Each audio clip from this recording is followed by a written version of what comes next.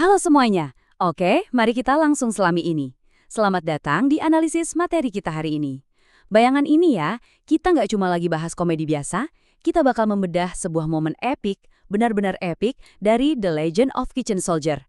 Coba bayangin, sebuah realitas yang super sepi, tiba-tiba terkoyak sama fantasi tingkat tinggi yang brutal banget. Di pembahasan kali ini, kita bakal menelusuri bareng-bareng gimana sih satu pikiran sederhana yang awalnya cuma lamunan iseng bisa berubah seketika jadi medan perang mitologi yang benar-benar di luar nalar. Nah, dengerin baik-baik kutipan dari materi sumber kita ini. Kutipannya begini, apa? Sepertinya ada unit yang menyerang dan menginvasi atau semacamnya. Tidak, hari ini aku membayangkan taman bermain itu terbelah dua dengan sempurna. Seekor naga raksasa terbangun dan naga itu menghancurkan gedung-gedung dan berkeliaran. Gila kan? Ini tuh fondasi dari seluruh ilusi peperangan yang bakal kita bedah habis-habisan. Perhatiin deh, nada ceritanya tuh cepet banget berubah. Dari yang awalnya cuma nebak-nebak ada unit militer yang menyerang, tiba-tiba bermutasi jadi epik kehancuran kuno. Oke, kita masuk ke bagian pertama dari pembahasan kita. Invasi tiba-tiba, ilusi peperangan. Coba deh kalian lihat kontras ekstrim di sini. Di satu sisi, kita punya realitas yang ya biasa aja. Sebuah taman bermain sekolah yang sepi banget, sangat amat biasa. Angin berhembus pelan, nggak ada ancaman sama sekali. Tapi di sisi lain, imajinasi sang karakter ini malah memanggil sebuah narasi pertahanan dan invasi.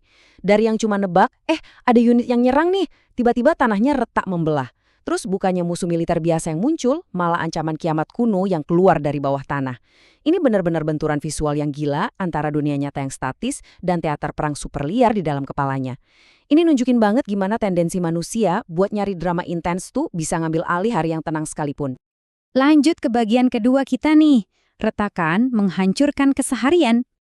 Poin krusialnya itu ada di kata kerja deskriptif yang dipakai. Keren banget loh, frasa terbelah dua dengan sempurna. Wow, itu langsung ngebangkitin gambaran visual tentang retakan yang super presisi yang ngebelah dunia tepat di bawah kaki mereka. Terus ada kata-kata naga raksasa yang tertidur begitu lama.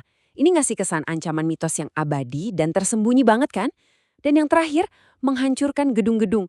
Wah, ini bukan kata-kata pasif. Kata-kata aksi ini benar-benar ngubah sebuah lamunan singkat jadi skenario kehancuran sekelas film blockbuster.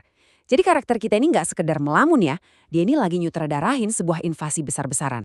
Sekarang kita masuk ke bagian ketiga. Kebangkitan. Bangkitnya ancaman mitos. Mari kita bedah urutan kejadian ini ibarat sebuah kerusakan taktis di dalam imajinasinya. Langkah pertama, bayangin tanah taman bermain itu terbelah dua dengan sempurna. Benar-benar presisi. Langkah kedua, ancaman sesungguhnya muncul. Seekor naga raksasa bangkit dari dalam bumi. Coba deh kalian bayangin detailnya. Sisi kunonya bergesekan sama beton pas dia ngerobek bumi, terus mengaum membelah langit. Di bayangan sang karakter, unit militer yang tadi disebut-sebut itu sekarang lagi dilanda kepanikan murni. Ketakutan menyebar cepat banget di antara para tentara yang ngelihat ke atas, senjata mereka bergetar hebat, ngadepin makhluk yang bener-bener menentang segala logika. Terus, langkah ketiga, dampaknya. Gedung-gedung modern di sekitarnya hancur lebur di tengah upaya putus asa para tentara buat nahan ancaman yang mustahil ini demi mempertahankan kota mereka. Dan ini ngebawa kita ke bagian keempat, dampak, bencana di tengah kota. Nah, perhatiin kalimat ini. Menghancurkan gedung-gedung dan berkeliaran dengan santai.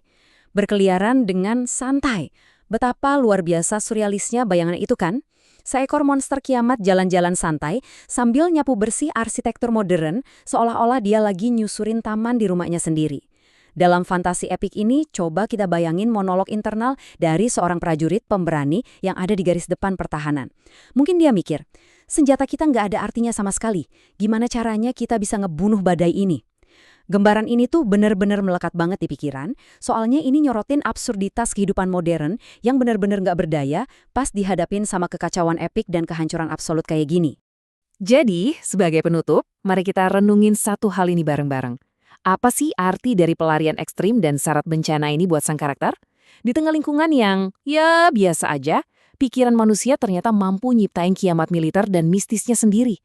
Lengkap loh sama ketakutan para tentara dan naga purba, cuma buat ngerasain sesuatu yang mendebarkan. Mungkin ini nyadarin kita semua ya, kalau jauh di dalam lubuk hati kita itu diam-diam selalu nunggu adanya sedikit retakan pada rutinitas harian kita yang ngebosenin.